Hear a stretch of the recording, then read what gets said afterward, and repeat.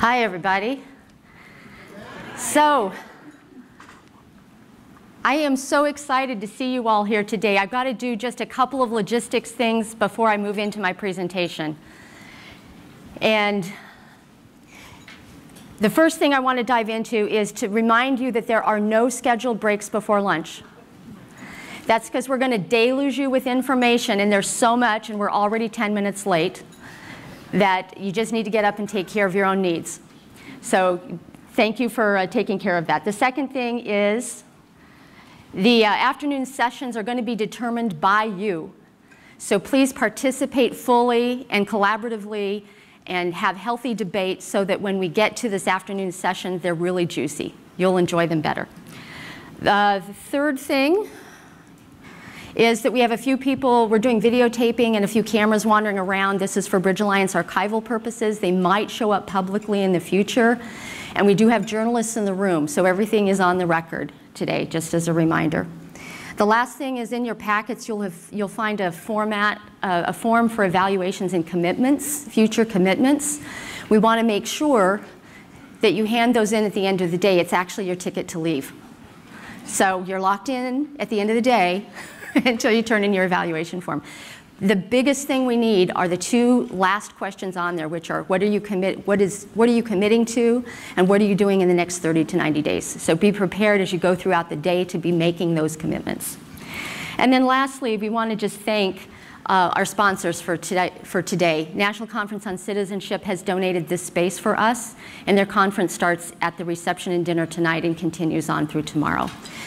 They partnered with Lodestar Foundation for the reception that we enjoyed last night, so thank you both very much.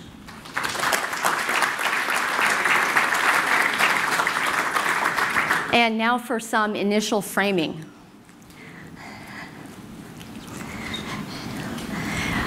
I was visiting the Capitol earlier this year, and I met with a friend, and he said something that really inspired me. Now, he was agitated, I have to be honest, because he was looking at the election system from a defense standpoint for our country, and he was so agitated that nobody was doing any type of overarching national strategy to defend our election system.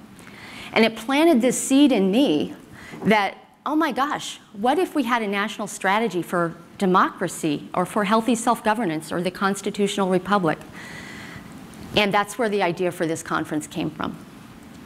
We actually need an actual strategy. We actually need an actual strategy. Got all that? Actual? It's part of action. Because we are actually in a war. And our constitutional republic, our democratic ideals are under attack right now from many, many different fronts. And in our search for healthy self-governance, we must realize that we're fighting for the soul of our country. In my 15-year role as a peacemaker, I've had no discernible impact on what happens here. And in fact, I've watched the public discourse degrade into a raw power struggle. So we need a coordinated strategy that addresses both the short-term focus of the next election and the long-term values, that protects the long-term values we all share. More than ever, and to do this, I'm going to invite you to let go of "this is the way it is."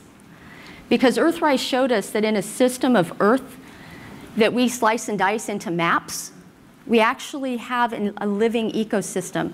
And our democracy can be the same thing. We need something that's the easiest, most natural thing to do to participate in our democracy. It's a systemic approach where each of us sees and fulfills our role as part of a larger system. And it's our theory that this could be the saving grace of our country and lead us to the healthy republic that we all desire. Now is the time. Now is our time to shine the light of our collective individuality, our collective spirits, and honor our individuality, our uniqueness, while we move forward together. From the beauty of this small plant that can fascinate us, to the unique nature of snowflakes, from the dandelion that has medicinal qualities, but we eliminate it from our yards, to the beauty of Queen Anne lace, viewed anew. From the voracious greed of a hungry caterpillar which transforms into something fresh and beautiful that has no resemblance to what it once was. And then it goes on to delicately sip some nectar from a butterfly bush that bears its name. From the majesty of an oak tree that cleans the air for us to breathe, to the lungs with which we receive that air. In places, we're protected by canopies of trees overhead, as they are nourished by vast systems of seas and rivers. And we use the neural pathways in our brain to contemplate, why are we here? And we process our thoughts the way that a tree processes sunlight. And we know in our hearts that we are connected.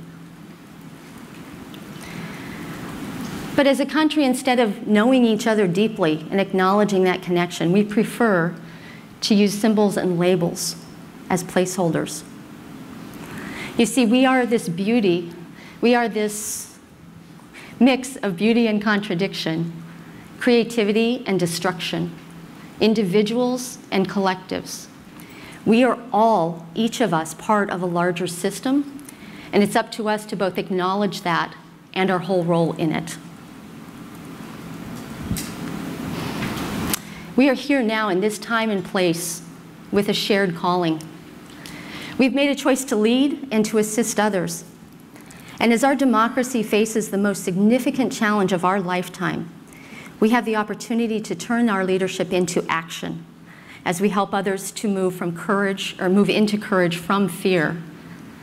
And we know if we can help more people integrate their base instincts with their highest calling of citizenship and our gut feelings with our cognitive functions, that we can create, or shall I say co-create, the future we'd like to live into. So many of you are sitting there right now going, what the heck was that all about? So I'm going to give you just a little behind the scenes look at why we just went through this series of nature photos. All the photos I just shared with you are fractals. And much the way that the trunk of a tree is the early fractal of what then branches out into branches and limbs and leaves, we are searching for the fractal of democracy. And if we could find that, it's a natural model that self-replicates into smaller and smaller portions. And we would easily accomplish our goal if we can find out what the fractal for democracy is.